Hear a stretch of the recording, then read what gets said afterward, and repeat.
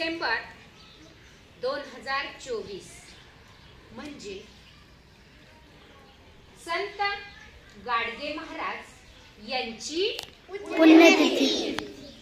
आपल्या इयत्ता 3री वर्गामध्ये एक सुंदर धडा आहे पहा, संत गाडगे महाराज यांच्या कार्यावर। काय रे त्या धड्याचं नाव? स्वच्छतेचे प्रसार संत गाडगे महाराज। पहा, धड्याचं नावच एवढं सुंदर आहे की त्यातून तुम्हाला कळतं की म्हणजे त्या पाठामध्ये नेमकं काय असेल। बरोबर आहे? त्या पाठात नेमकं काय असू शकतं याचा तुम्हाला निश्चित अंदाज येतो। त्यांचा जन्म विदर्भामध्ये झाला होता। कुठे?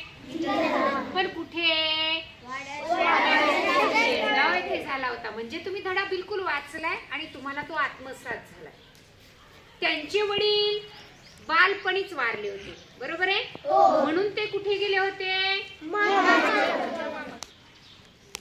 मामाच्या गावी गेले आणि त्यांनी फक्त आराम केला का? नाही। तुमच्या सारखेच होते ना त्यावेळेस लहानपणी। वडील लहानपणी वारले, तुमच्या एवढेच होते पहा।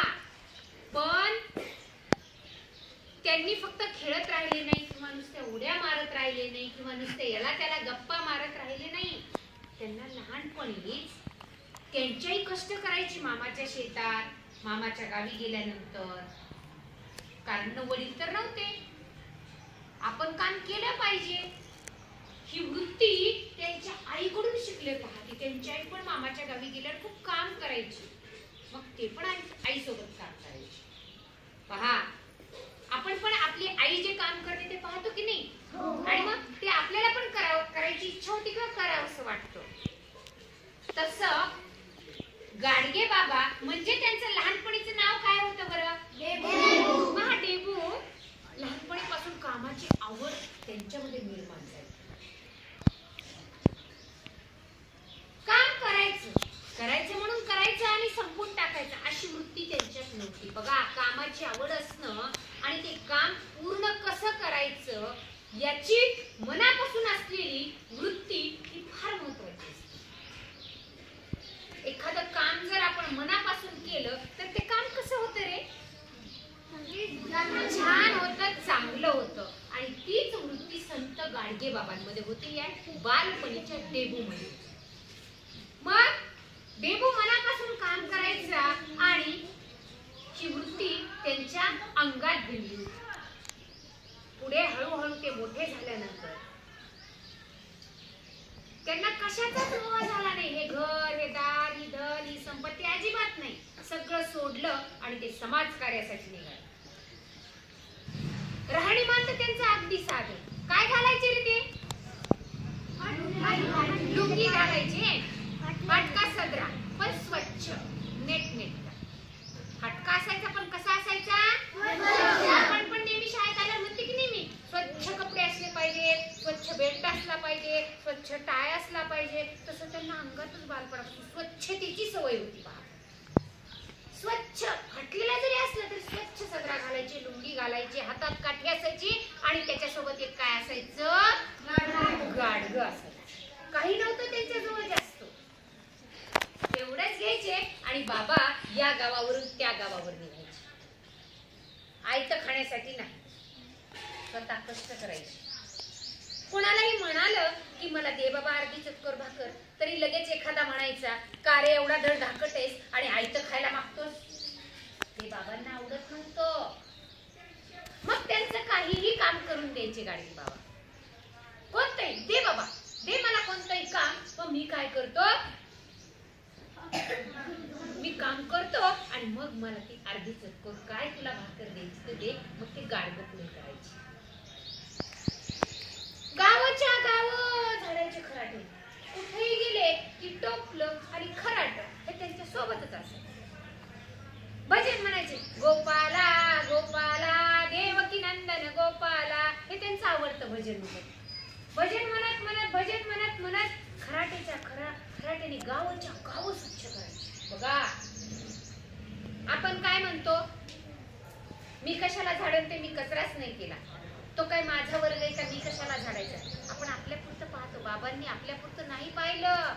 गावच्या गाव जिथं जाते तिथं खराटे टोकले सोबत आणि लोक म्हणले ना बाबा तुम्ही कशाला झाडता आम्ही झाडतो सरस रे बाजूला म्हणायचे माझ्या कामात अडथळा करू नको मला करू दे माझं काम आणि म्हणून ते आज मोठे झाले म्हणून त्यांची आज आपण पुण्यतिथी करतो उगीच कुणी मोठं होतं का नाही कोण मोठं होतं मग ज्याचं काम चांगलं असतं समाजासाठी असतं स्वार्थासाठी नसतं तोच व्यक्ती तोच माणूस कसा होतो समाजात मोठा होतो त्याचं नाव मोठं होतं बघा म्हणून आज आपल्या शाळेत आपण त्यांची पुण्यतिथी साजरी करतोय की नाही आपल्या टेकडीवर कीर्तन असते की नाही कुणी कुणी ऐकले कीर्तन कीर्तनात काय असतं तर खऱ्यात काय असतं उपदेश दिलेला असतो आपण जीवन कसं जगावं हे सांगितलेलं असतं की नाही छोटे छोटे महाराज काय सांगतात गोष्टी सांगतात मग त्यातून आपल्याला कळते की आपण कसं वागलं पाहिजे कसं बोललं पाहिजे असतात की नाही मग कसं संत गाडगे बाबा कीर्तन करायचे आणि त्या कीर्तनात सांगायचे अरे बाबांनो